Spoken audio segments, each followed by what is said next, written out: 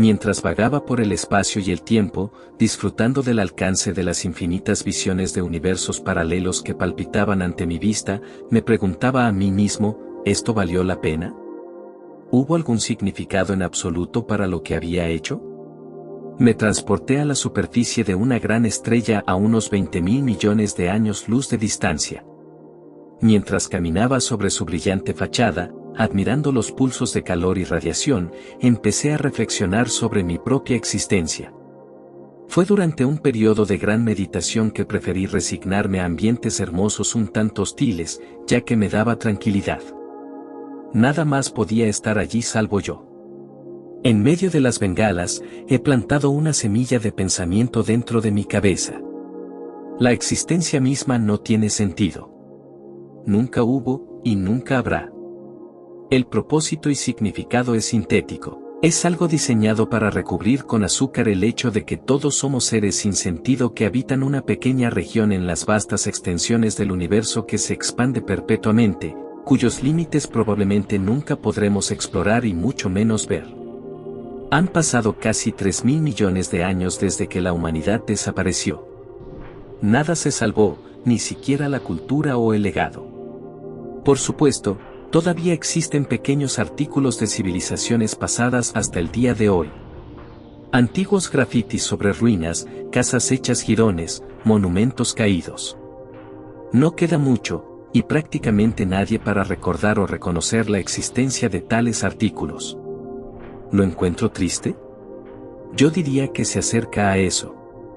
La muerte de un concepto, verás, no es más relevante para el universo que la perspectiva de un perro hacia el funcionamiento interno del reloj más fino y más complejo que jamás podría concebir un cerebro humano. Tal vez incluso la muerte de cualquier cosa, ideas, culturas, personas, hogares, emociones, es irrelevante. Pequeños conceptos ideológicos infundidos, tangibles o esenciales, no importan y nunca lo han hecho. Quizás el nihilismo es la única verdad que ha dado un giro, incluso si las sociedades humanas, ahora extintas, se negaron a aceptarlo, calificándolo como un enfoque pesimista de la vida. Me puse de pie, levitando en el espacio, mientras me daba la luminosidad hipnotizante de la estrella. Durante los últimos días de la vida en la Tierra, durante los cuales hubo una lamentable apariencia de organización a nivel base, logré establecer conversaciones significativas con el último de los habitantes. Una de ellas era una niña de 13 años. Su nombre era 3. Le pregunté por qué ese nombre, y fue porque su madre creía que el número 3 era un número de la suerte. ¿No se suponía que tenía 7 años? No importaba. Pero habiendo hablado con 3, había observado que ella no pensaba como todos los demás. Ella sabía la verdad detrás de la existencia, la misma verdad que me había tropezado cuando comencé a explorar el cosmos.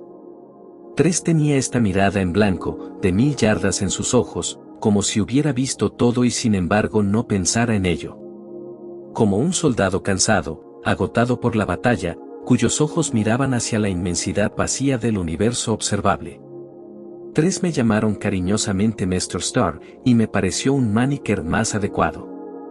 A menudo caminábamos temprano por la mañana, y hablábamos de sus hobbies y amigos, mientras que de vez en cuando la sorprendía con pequeños trucos de magia.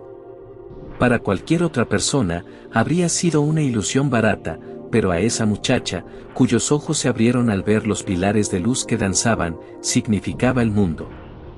Francamente, en un ambiente de escasez y ruinas, no había mucho entretenimiento. La comida favorita de 3, tal vez, era sopa de hongos. Ella y un par de otros jóvenes se dirigirían al bosque, recogían su cosecha diaria de hongos y regresaban a casa. Por la noche, las columnas de humo llenan el aire mientras las llamas servían para iluminar sus pequeñas aldeas, asentadas entre edificios sin techo y eviscerados. Días antes de que el resto de la humanidad dejara de existir, di a 3 un regalo de despedida. Era un simple reloj de pulsera, y lo hice para que nunca dejara de hacer tic-tac, continuamente corriendo sobre la materia oscura. Ella no sabía cómo usar uno, así que personalmente lo puse en su muñeca, y lo aseguré para que no se mueva o se meneara. Me abrazó, pero no pude sentir nada físicamente, había sido así durante varios millones de años. Pero a pesar de la falta de estímulo externo, sentí, por primera vez en tan larga cantidad de tiempo, una pequeña sensación de satisfacción, que es equivalente a lo que los animales, incluidos los humanos, interpretarían como la felicidad. Y fue una verdadera felicidad. 3 me dijo que usaría su reloj para contar los últimos días de la Tierra. Observé cómo un asteroide se precipitó a través de la atmósfera, quemando con un tono naranja vívido y brillante antes de finalmente golpear el planeta. La explosión fue espectacular, desintegrando la Tierra en grandes trozos de roca apagada. El concepto mismo de destrucción en sí era natural, no tenía por qué significar que era bueno o malo. Yo no lo disfrutaba ni sentía. Tal vez, era hora de reiniciar, y tal vez incluso hacer las cosas de manera diferente esta vez. Adquiriendo un ritmo taquiónico, aceleré antes de que algo existiera. Un caso especial, podría llamarlo, paradójico de existir en inexistencia, un rasgo único en la 11ª dimensión. Estaba absolutamente oscuro y vacío, un vacío de la nada total, incluyendo la materia oscura. En un estado como este, he creado cuidadosamente un event horizon que me rodea, para no entrar en la inexistencia. Ya no siento, sino que simplemente existo como el universo mismo. En el inhóspito desierto, el tiempo se desvanecía, sin poder recordar si el encuentro con el anciano moribundo había ocurrido hace minutos o semanas. Este hombre desafortunado, con insuficientes filtros para su máscara antigás, yacía deteriorado al costado del camino. En sus arrugas, podía observar la implacable acción de las partículas radiactivas descomponiendo sus órganos vitales. A pesar de su estado, el anciano, con sus últimas fuerzas, me brindó un rayo de esperanza. Me habló de una maravillosa ciudad que había resistido al apocalipsis, dotada de tecnología asombrosa capaz de purgar la radiación y volverla habitable. En esa ciudad vivían los supervivientes, colaborando para reconstruir el mundo. Sin necesidad de más palabras, cargué mi pesada mochila con cosas aparentemente innecesarias, como libros, y me encaminé al oeste, hacia la ciudad mágica.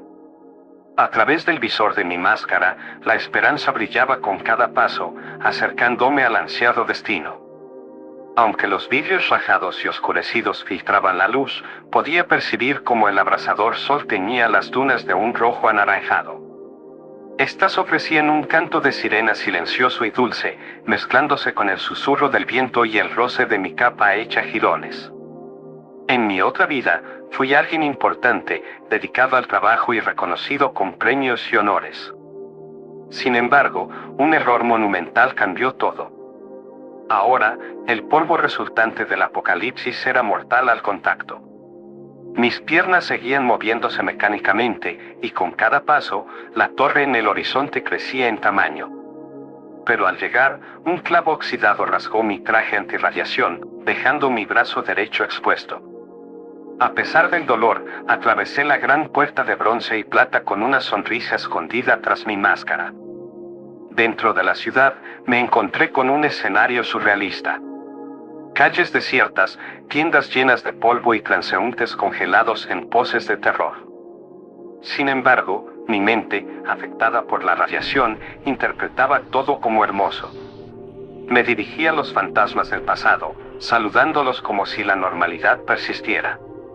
Carteles anunciaban la futura construcción de la Torre del Edén, aunque yo sabía que ya existía. La fatiga me venció, me quité la máscara y me senté en un banco cercano. Con la luz del ocaso, divisé a un fantasma particular, una niña con ojos llenos de felicidad y un vestido ondeante. Su voz cálida y su sonrisa complementaban la escena. La niña se acercó, llamándome papá. Cerré los ojos por última vez, sumido en una sensación de paz, listo para enmendar mis errores. Me llamo Carlo, y dediqué 18 años de mi vida como policía en el Departamento de Policía de Atlantic City, Nueva Jersey. Tras mi retiro, Aproveché algunas conexiones que había hecho durante mis años de servicio, incluida la colaboración con las autoridades policiales de Nueva York para conseguir trabajo con los guardabosques del Parque Adirondack. Siempre había amado la naturaleza, algo que echaba de menos mientras trabajaba en el ajetreo del centro de casinos de Atlantic City, y que podría ser más al aire libre que 6.1 millones de acres de bosques, ríos, lagos y montañas. Estaba emocionado por disfrutar de una jubilación tranquila preservando el bosque y cuidando de la naturaleza que tanto amaba. Llegué al Parque Adirondack en 1995, un año después de mi retiro, y me dirigí a mi cabaña designada de guardabosques en la cual nos exigían vivir y trabajar en la reserva. Me llevaron desde Atlantic City hasta allí en coche. Yo y el tipo al que estaba reemplazando, había trabajado en el parque durante más de 30 años. A pesar de su cabello canoso aún estaba lleno de vida. Después de un largo viaje, llegamos a la zona de la cabaña. Yo me mostró el pozo del cual sacábamos agua, la ubicación de las líneas eléctricas y alrededor de la pequeña cabaña para 2 personas. Mientras estábamos sentados en el porche delantero, riendo y compartiendo historias de pesca y fumando, Joe, de repente se puso muy callado, fijó sus ojos celestes en mí y preguntó: ¿Crees en Dios, Carlo? Mi familia es italiana e irlandesa, y tan católica como se puede ser, entonces mi respuesta fue un sí instantáneo. Yo frunció el ceño triturando el puro en la barandilla de madera del porche.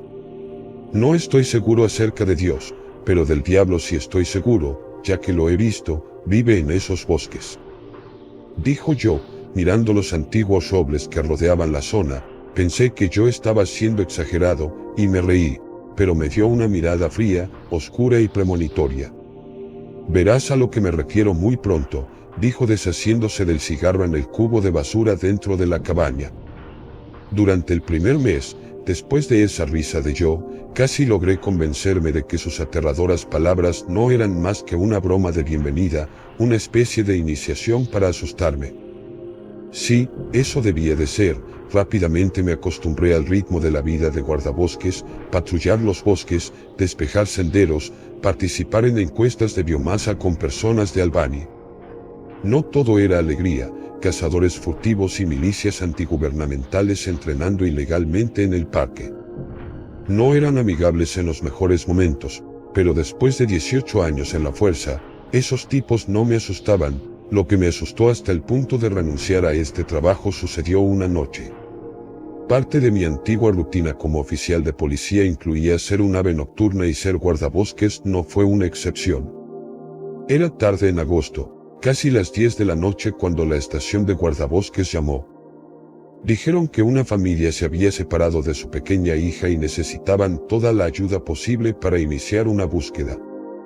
Estaba instantáneamente despierto, dejando mi revólver, poniéndome mi uniforme y gorra de guardabosques. Me reuní con mi jefe, el capitán O'Rourke, y me asignó seguir un afluente del arroyo Greenstone, cerca de donde la familia había visto por última vez a su hija. Lideré a un grupo de voluntarios civiles por el arroyo, armados con linternas y armas de fuego intermitentes. Había actividad de osos negros en la zona, así que tenía sentido ir armado. Mientras nos dispersamos a lo largo del arroyo y me separaba gradualmente de los demás escaneando el bosque con mi linterna, vi algo de color rosa totalmente fuera de lugar con la cobertura de verano. Grité que había encontrado algo, pero cuando mi linterna se movió hacia arriba, desearía hasta hoy que nunca lo hubiera hecho. Había encontrado a la niña, pero estaba despedazada y dispersa por el claro. Lo que mi linterna había captado era su brazo, el cual ya no estaba unido con el muñón de una camiseta rosa. Aún allí había visto violencia de pandillas, pero nada superaba la brutalidad de esa escena. Me atraganté y fue entonces cuando lo escuché, un extraño sonido de arrullo y lamento. Algo en el sonido me heló la sangre. Mientras dirigía mi linterna en esa dirección, sentí como si mi alma muriera en mi pecho. Parado fácilmente con 7 pies de altura, estaba esta cosa. La única forma en que la puedo describir, era alta pero extremadamente demacrada, tan delgada como un poste de luz. Todo lo que pude ver fueron sus costillas sobresaliendo de su carne gris putrefacta. Sus pies eran hendidos, pero tenía manos como un hombre, aunque con largas y repugnantes garras negras en lugar de dedos. Su cabeza, eso es lo que todavía me atormenta en mis pesadillas, en lugar de una cabeza normal, parecía más un cráneo de venado con una enorme cornamenta de 8 o más puntas. Su boca estaba llena de dientes en forma de daga, que se curvan hacia arriba y hacia afuera a medida que se acercaban al frente de la boca. En sus mandíbulas, vi un trozo de la niña que colgaba lánguidamente. Mientras me clavaba una mirada demoníaca con ojos amarillos, no me moví, ni lo hizo la criatura durante unos 10 segundos. Luego inclinó la cabeza hacia un lado, emitió otro maldito lamento y dio un paso hacia mí. Grité y tan rápido como pude me dirigí hacia mi revólver, pero en un abrir y cerrar de ojos desapareció desvaneciéndose entre la maleza. El resto del grupo de búsqueda me encontró bastante rápido, considerando que aparentemente y sin darme cuenta, había disparado todo el cartucho de mi revólver en el bosque y había estado llorando. Cuando expliqué lo que había sucedido, mentí, sobre todo a mí mismo, diciendo que había visto un oso negro, pero eso definitivamente no es lo que recuerdo. Sea lo que sea, no era natural, no de este mundo de los vivos. Desde ese día renuncié a mi trabajo, dejé a Adirondack y nunca miré atrás. Rezo para que lo que vi fuera simplemente alguna visión o alucinación, pero fue muy, muy real para esa niña. Esta historia ocurrió hace unos 15 años, cuando tenía alrededor de 12. Mi madre era enfermera y mi padre era pastor en una pequeña iglesia en nuestro pequeño pueblo boscoso. Pasé muchas noches estirado en un banco mientras mi padre trabajaba en su oficina. Pasaba el tiempo escuchando música en mi reproductor de CD, haciendo deberes o leyendo. Era aburrido, pero mi mamá trabajaba hasta tarde en el hospital y mi papá prácticamente vivía en la iglesia, y eran demasiado sobreprotectores como para considerar dejarme en casa solo. Aún así, nunca me molestó hasta esa noche. Después de este incidente, hice una gran escena y no cedí hasta que mis padres finalmente acordaron que podía quedarme en casa cuando mi papá trabajaba por las noches en la iglesia. Creo que notaron que estaba realmente afectado por lo que había sucedido, aunque nunca les conté qué fue. Terminé mis deberes y olvidé mi reproductor de CD y un libro para leer, así que estaba más aburrido de lo usual. Ya había pasado por la oficina de mi papá para hablar con él, pero me envió afuera después de recibir una llamada nocturna de uno de los miembros de la iglesia sobre un asunto personal. Así que me quedé vagando entre los bancos, dejando que mi mano se deslizara por los desgastados asientos de terciopelo, esperando que terminara pronto. Fue entonces cuando escuché a un niño riendo. Mi reacción inicial ante este sonido fue emoción. Supuse que algún miembro de la iglesia y su hijo estaban aquí por alguna razón y me alegré de tener compañía, pero cuando me volví hacia las puertas de la iglesia, no vi más que oscuridad al otro lado del cristal. Solo nuestro coche estaba en el estacionamiento y el bosque más allá lucía quieto y vacío. Lo ignoré y empecé a volver a mi deambular sin sentido, cuando lo escuché de nuevo. Esta vez, sonaba como una niña pequeña. Y pensé que podría provenir de la guardería en la parte trasera del pequeño auditorio. Había una gran ventana de vidrio en la guardería que daba al púlpito, para que los padres que calmaban a sus hijos pudieran seguir viendo el sermón. Las cortinas estaban cerradas, pero pude ver dos sombras muy pequeñas moviéndose dentro de la habitación. Definitivamente había algunos niños jugando allí. «Oigan, ¿qué están haciendo ustedes?», grité. Inmediatamente, las sombras se quedaron quietas. Sus cabezas se volvieron en mi dirección y di un paso adelante. Ambas cabezas se agacharon debajo de la ventana y escuché el sonido de un revuelo frenético para escapar. «Oigan, está bien. No están en problemas ni nada», grité y me apresuré hacia la guardería. Sin embargo, para cuando entré en la habitación, no quedaba señal de que algún niño hubiera estado allí. Me estaba confundiendo cada vez más, pero aún no tenía miedo.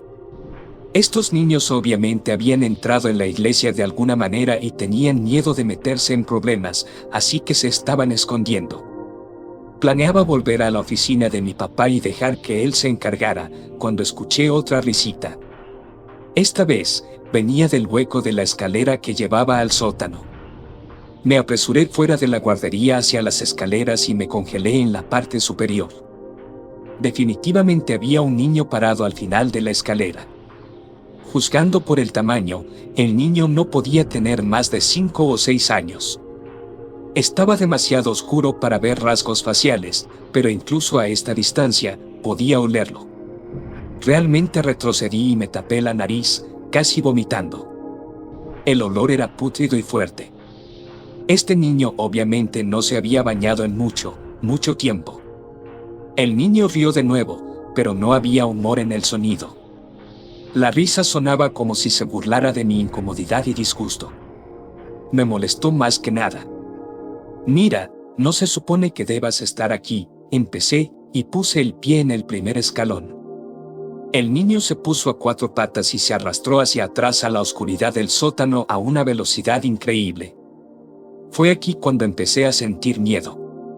Estos niños ya no parecían normales, pero supuse que probablemente solo estaban jugando conmigo. Mi pequeño pueblo no era precisamente un lugar seguro y feliz. La metanfetamina era un gran problema y conocía el costo que tenía en los hijos de los adictos. Supuse que estos extraños y malolientes niños eran productos de algunos padres sin dientes que se habían desmayado en un sofá mohoso sin siquiera pensar en arropar a sus propios hijos.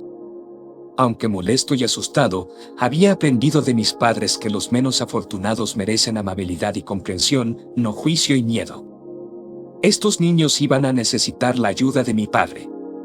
Oye, ¿por qué no vienen conmigo y mi papá puede llevarlos a ti y a tu hermana a casa?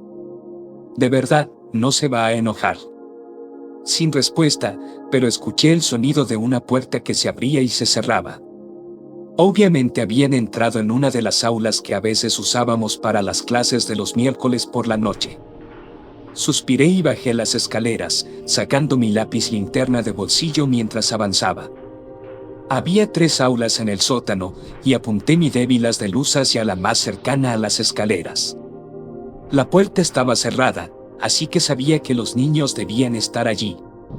Chicos, salgan. Podemos llevarlos a casa. ¿Te quedarás con nosotros? Me sobresalté. Los niños habían hablado perfectamente al unísono, como esos gemelos espeluznantes del Resplandor. Resistí la tentación de correr escaleras arriba gritando por mi papá.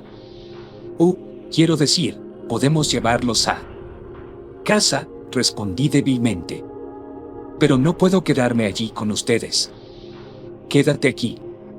Con nosotros. Una risa sincronizada salió de la habitación. Podemos jugar aquí. Ven a jugar. Debería haberme ido.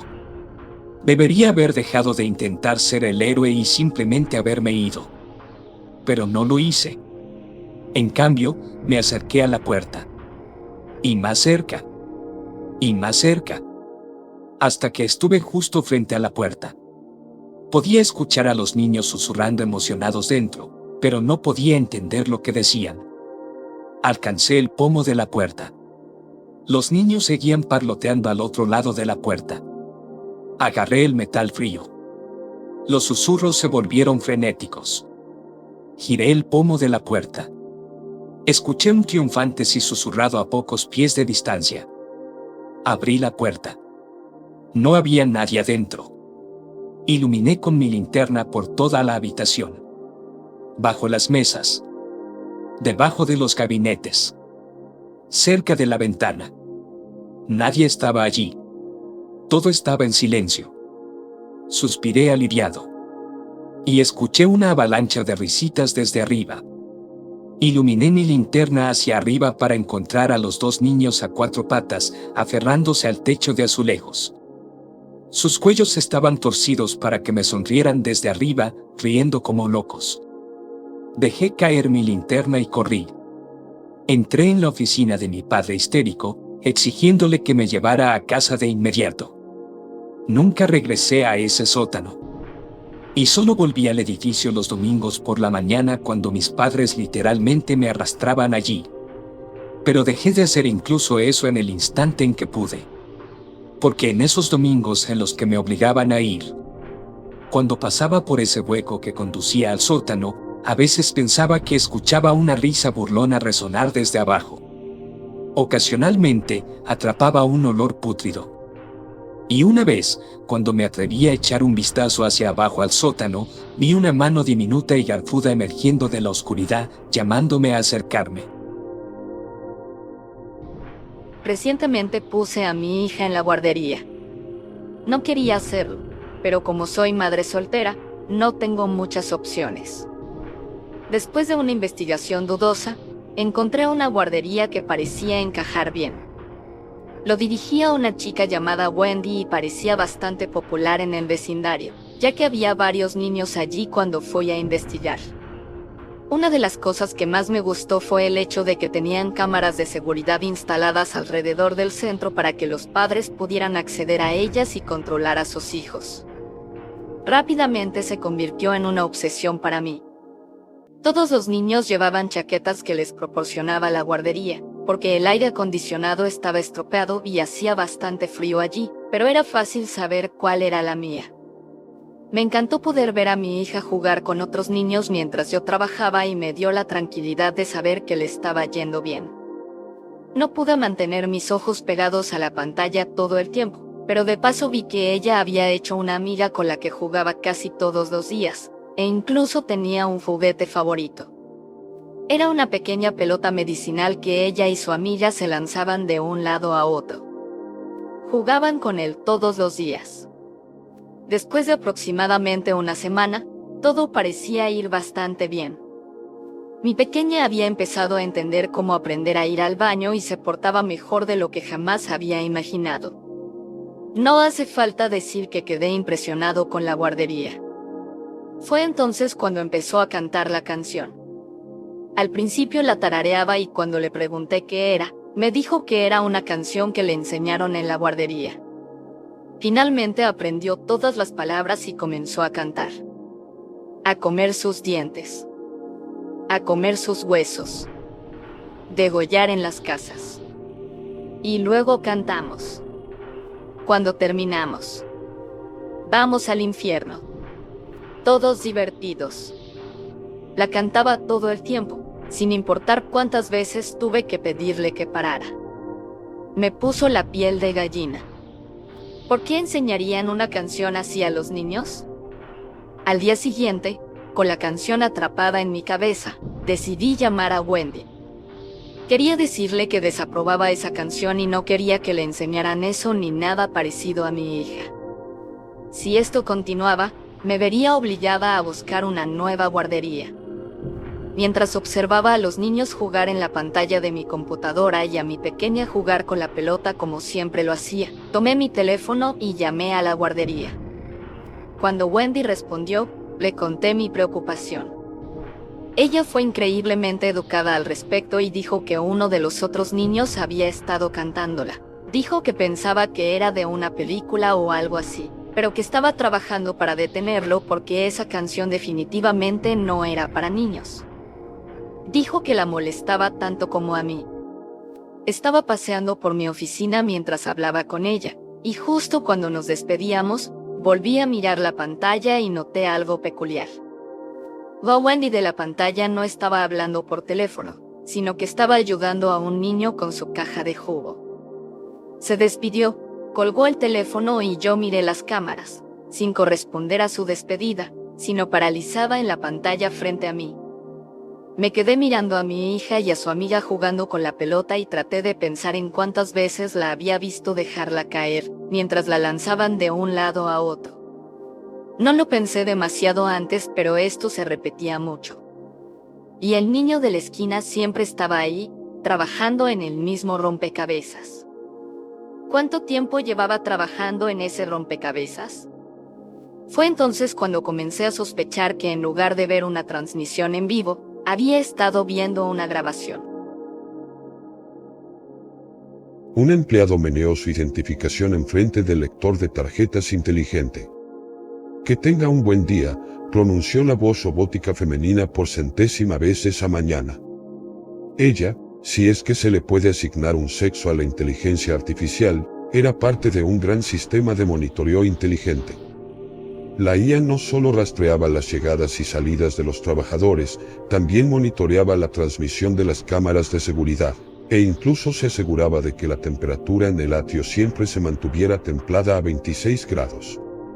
Un hombre, vestido con un traje arrugado y corbata, y con un aspecto mucho más agotado que los demás, entró al edificio. Meneó su identificación frente al sensor sin molestarse en detenerse para revisar si la máquina lo había leído. Los campos de información poblaron el sistema de la IA. Roger Jacobs, analista de negocios principiante. ID de empleado, 100.789. La IA observó a medida que el hombre entraba al elevador. Apretó el botón para el 7º piso sin despegar el maletín de su pecho en ningún momento.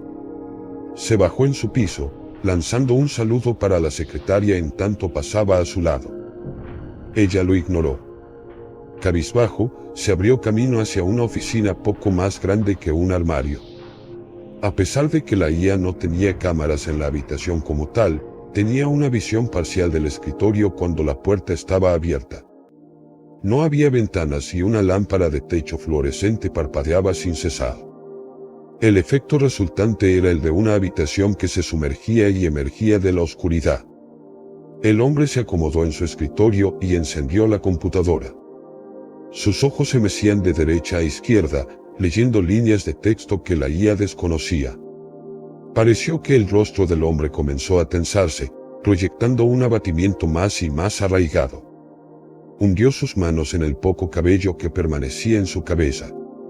Sus hombros se estremecieron con una emoción descontrolada, pero, después de un minuto, pareció que una tranquilidad se asentó en él. Apagó su computadora, se levantó de su silla y agarró su maletín. Sosegado, salió de su oficina, pasando a un lado de la secretaria una vez más. Su boca se movió, más formalidades, pero la mujer no volteó a verlo. En vez de los elevadores, el hombre se dirigió al centro expuesto del edificio.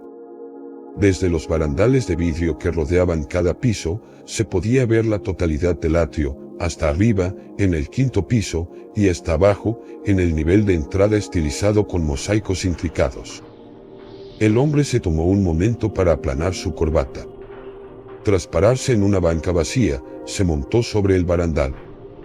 Con el maletín aún aferrado a su pecho, dio un paso hacia la nada. Por algún giro del destino, justo antes de que su cuerpo fuera recibido por el suelo, cayó a un lado de uno de los lectores de tarjetas instalados en la pared. El pitido familiar acompañó al crujido enfermizo de huesos, y a pesar de que la IA deseó que pudiera reprimir las palabras, su configuración no se lo permitió. Que tenga un buen día. El viento soplaba con furia mientras manejaba mi auto de Uber por las desoladas calles nocturnas.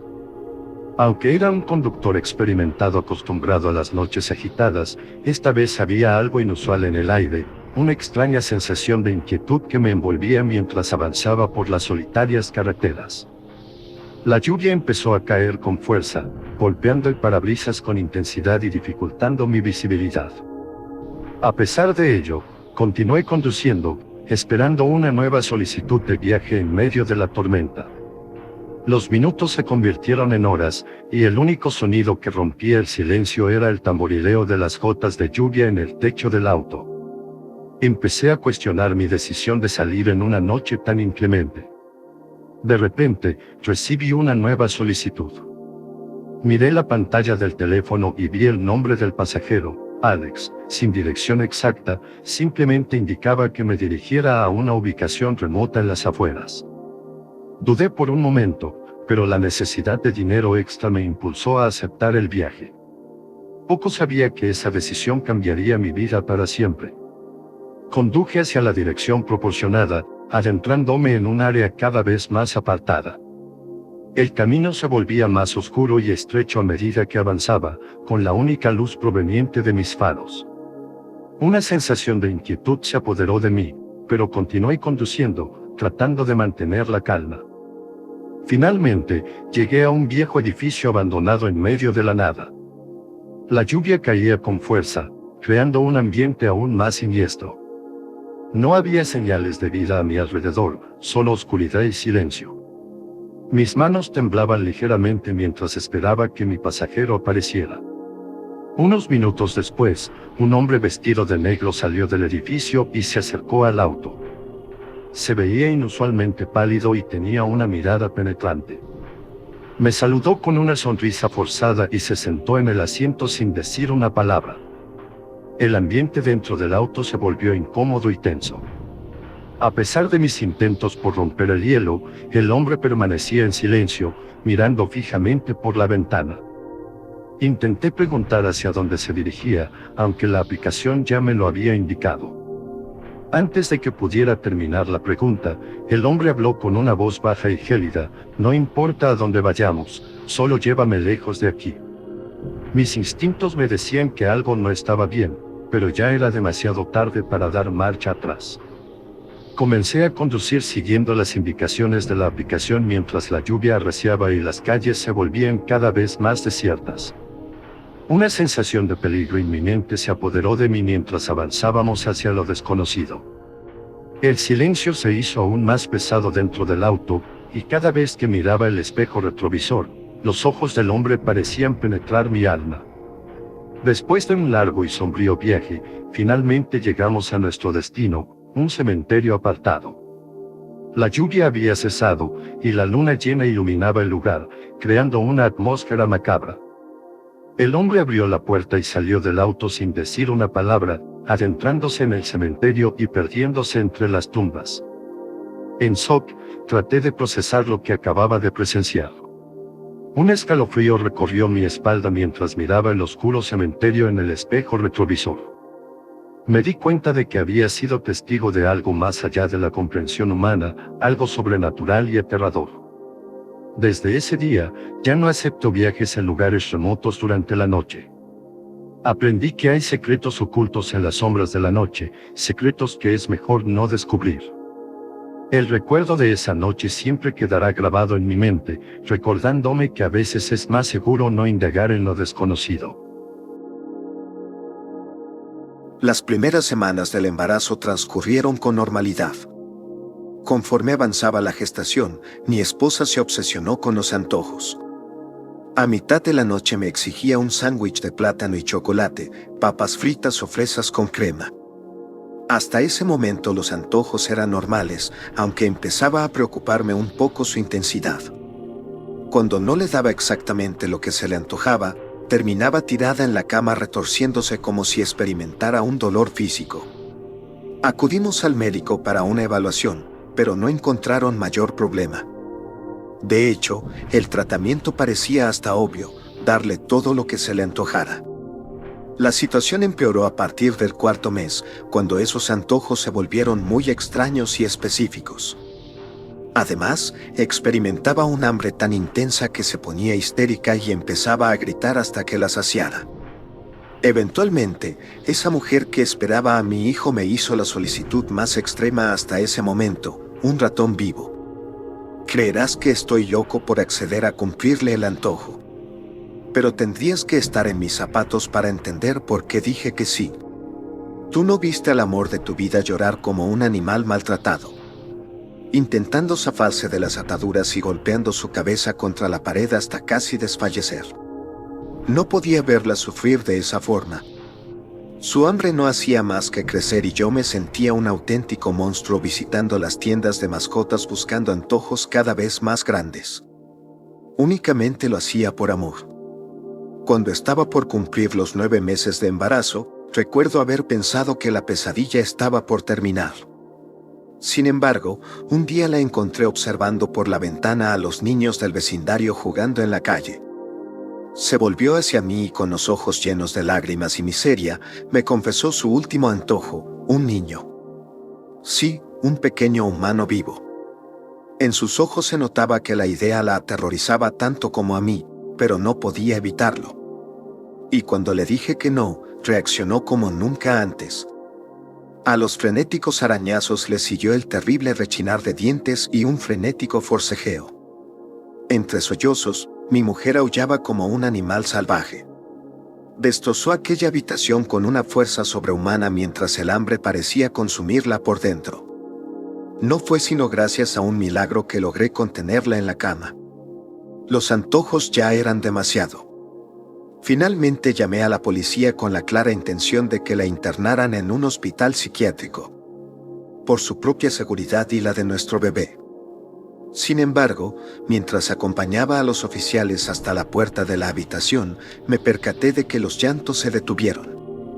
De alguna forma, aquel silencio me resultaba mucho más espeluznante. Contuve el aliento mientras abría la puerta y exploraba aquella terrible oscuridad. Por Dios, susurré mientras se formaba un nudo en mi garganta.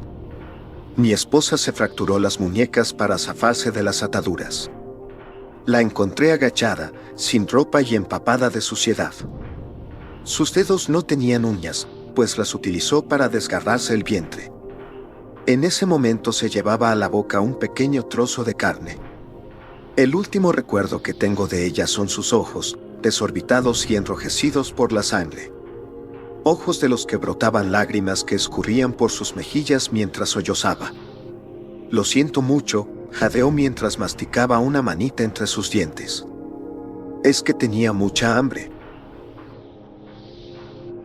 Mi esposo no es un hombre hermoso. Sé que es lamentable admitir tal cosa, pero antes de que empieces a defenderlo diciéndome que la belleza verdadera reside en el interior, quiero que sepas que el sujeto también es un bastardo.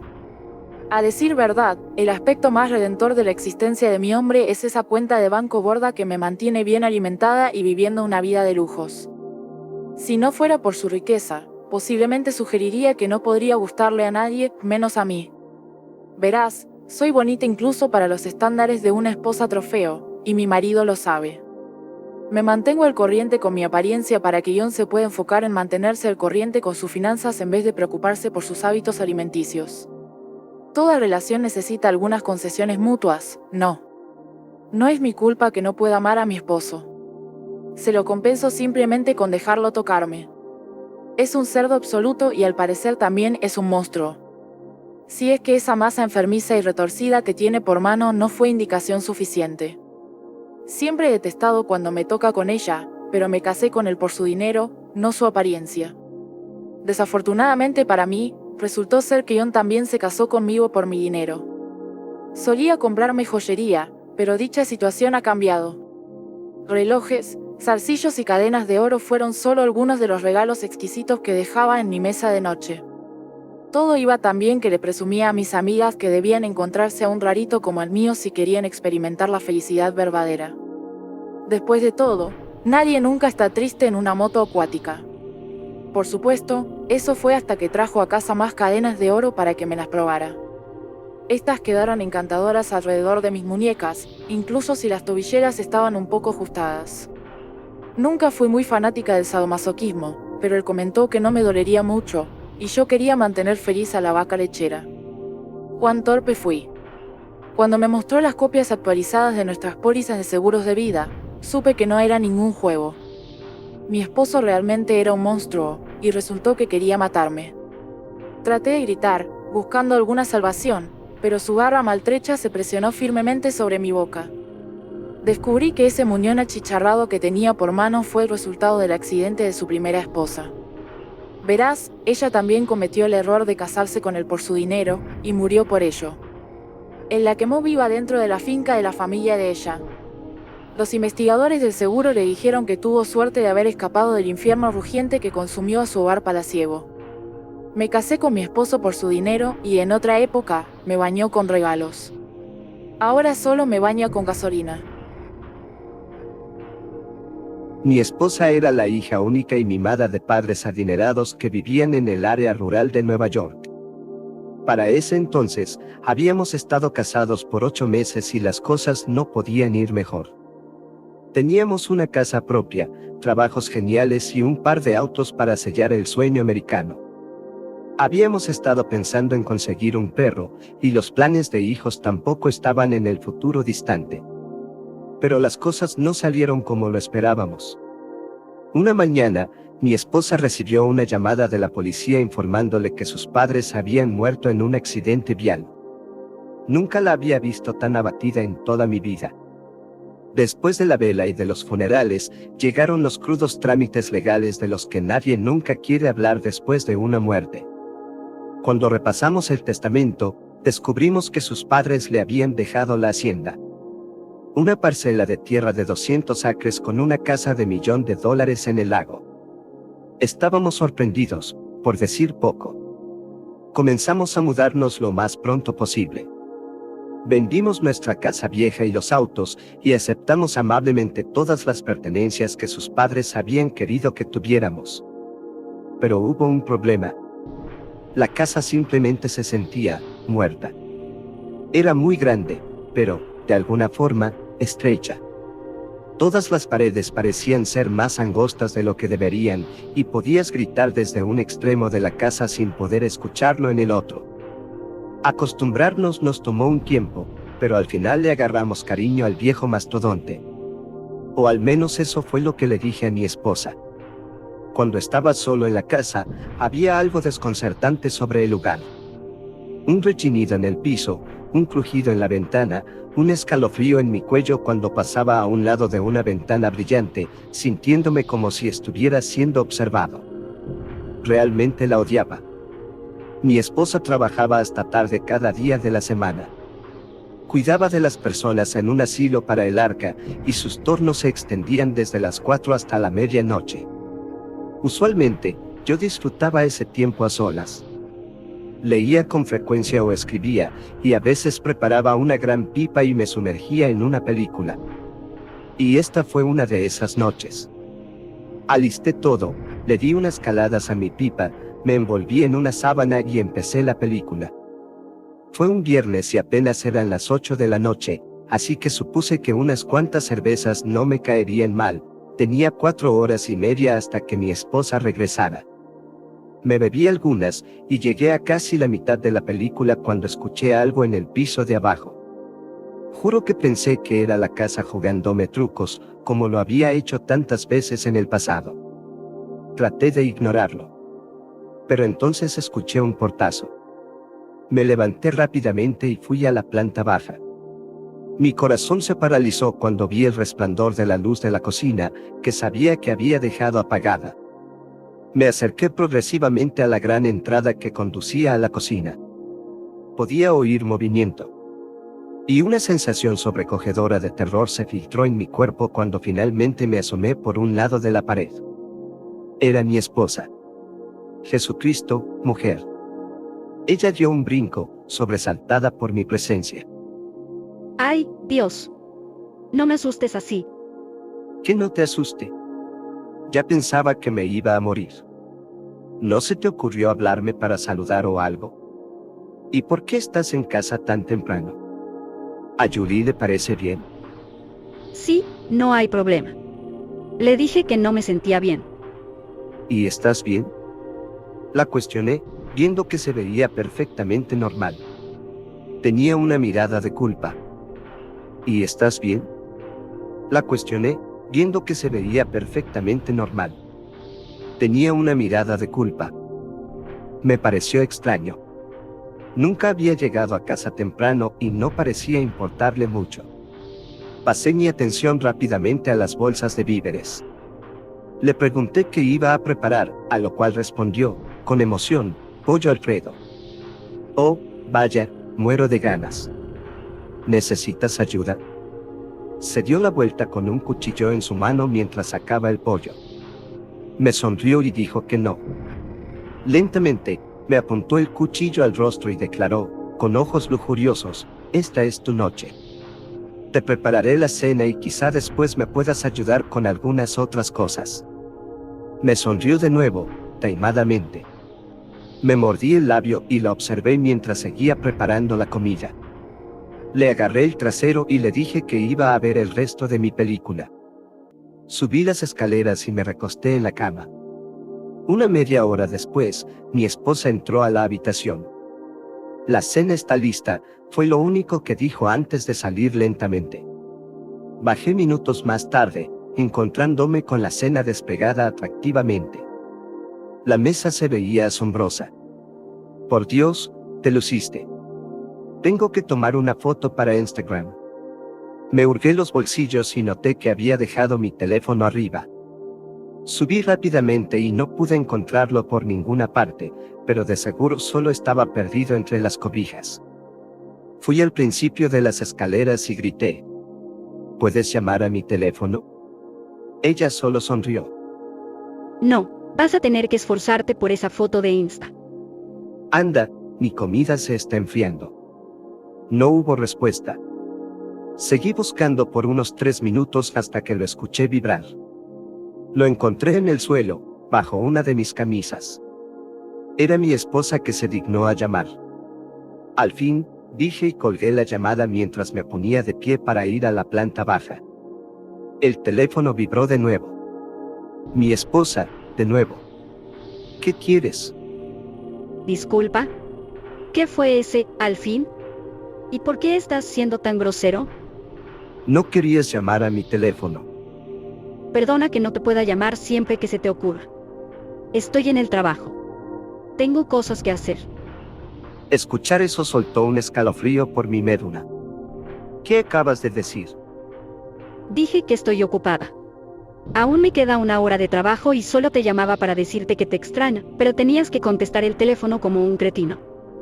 Así que estás diciendo que no estás en casa, en la cocina, repliqué. Ahora mi tono era bajo y tembloroso.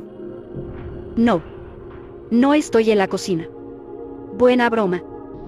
Hay alguien aquí que se ve exactamente como tú. Pensé que habías llegado temprano. Tragué grueso a medida que el entendimiento paralizaba mi cuerpo. Tienes que ponerle llave al dormitorio ahora mismo y encuentra algo que puedas usar como arma. Voy a llamar a la policía. Cariño, ¿qué mierda está pasando? ¿Quién es? Es mi hermana. Me quedé en el dormitorio hasta que la policía llegó. Resultó que se había asustado y se fue antes de que la policía llegara. Encontraron arsénico en la comida y una nota con 4 palabras: esta es mi casa. Mi esposa nunca me contó de su hermana gemela. Al parecer, había estado entrando y saliendo de prisión y hospitales psiquiátricos toda su vida. Su familia la había desheredado y era como si estuviera muerta. Fue así hasta que escuchó del accidente. Ahora todas esas sensaciones extrañas que he estado sintiendo son más válidas. Y no han desaparecido. Yo era vecino de esta mujer y a cambio de un poco de azúcar me pidió que escuchara esta historia y que se la contara al mundo. La siguiente historia es inédita y con sus propias palabras. Cuando era muy joven me casé con el mejor hombre del mundo. Quedé embarazada muy poco tiempo después de la boda, pero a la familia no parecía importarle en absoluto. Parecía que me querían demasiado. Para presentarme formalmente a la familia, mi marido me invitó a la reunión anual de su familia. Todos me recibieron con sonrisas y felicitaciones, todos, excepto por su abuela. Ella me observó con una especie de miedo, casi como si algo malo me fuera a suceder. Ella nunca me habló, sin embargo, no lo tomé en cuenta y lo dejé pasar, no le di más importancia a la anciana. Los meses siguientes transcurrieron sin incidentes hasta el día en que se fue la luz, en torno a las 8 de la noche. Estaba sola en casa, entonces decidí ir a revisar los fusibles. Bajé al sótano con una lámpara de mano, pero pronto descubrí que no la necesitaba, algo estaba ahí conmigo. Me buscaba, esta criatura, sea lo que fuere, me habló. ¿La muerte de tu marido? ¿O volver atrás en el tiempo para revivir los momentos felices? Pensé que se trataba de una pregunta trivial, y respondí con ir atrás en el tiempo. Yo no deseaba que mi marido estuviera muerto. Además, la parte de los momentos felices sonaba bastante bien. En un abrir y cerrar de ojos me encontré en un parque viejo que había sido destruido cuando apenas tenía 3 años, así que lo sabía, había regresado en el tiempo. Sin un camino de regreso a mi propio tiempo me quedé y tuve a mi hija como madre soltera. El tiempo pasó, y finalmente me hice vieja. Vivía completamente sola. Fue una sorpresa que me invitaran a la reunión familiar de ese año, ya que nunca recibía invitación alguna, pero estaba contenta. El día de la reunión, Fui la primera persona en llegar al sitio. Todo el mundo empezaba a llegar. Mi hija, su marido, y luego mi nieto recién casado y su esposa embarazada. Ella estaba socializando con todo mundo, uno por uno se fue presentando y todo el mundo la quería. Sentí el dolor de un déjà vu, pero no sospechaba nada de ella. Hasta que me la presentaron. Si tan solo pudiera haber notado mi cara de miedo y mi mirada al ver mis propios ojos.